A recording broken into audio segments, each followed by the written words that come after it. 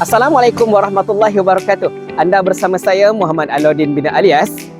Sempena Visit Negeri Sembilan 2026, saya membawakan anda pemandangan malam di Bandar Seremban. Jom ikut saya.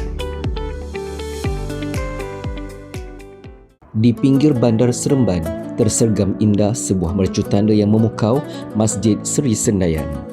Setiap langkah menuju ke rumah Allah membawa ketenangan, seolah-olah mengajak setiap pengunjung meninggalkan kesibukan dunia buat seketika. Seni bina yang megah dengan sentuhan Timur Tengah menjadikan masjid ini antara destinasi yang sering menjadi tumpuan pengunjung dari dalam dan luar negara.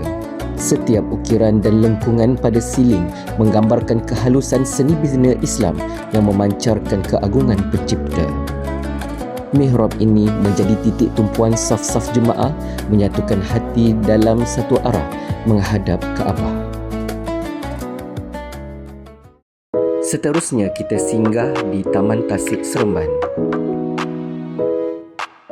Tasik yang tenang menceriakan suasana malam di Seremban. Tempat terbaik untuk berjoging sambil menikmati udara segar.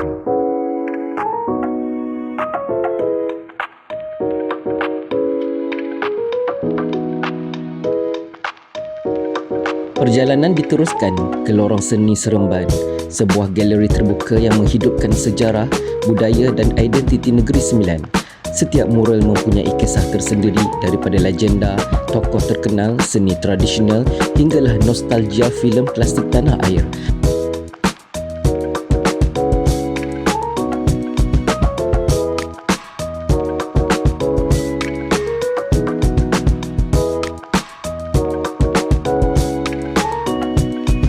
Berjalan di lorong ini bagaikan menyusuri perjalanan masa sambil menghayati kreativiti yang mewarnai nadi Bandar Seremban.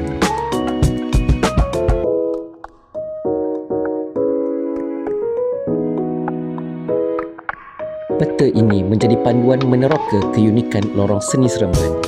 Perjalanan kami di Seremban diakhiri di Food Street Benteng Walk, destinasi meriah dengan pelbagai gerai makanan tempatan yang menyelerakan.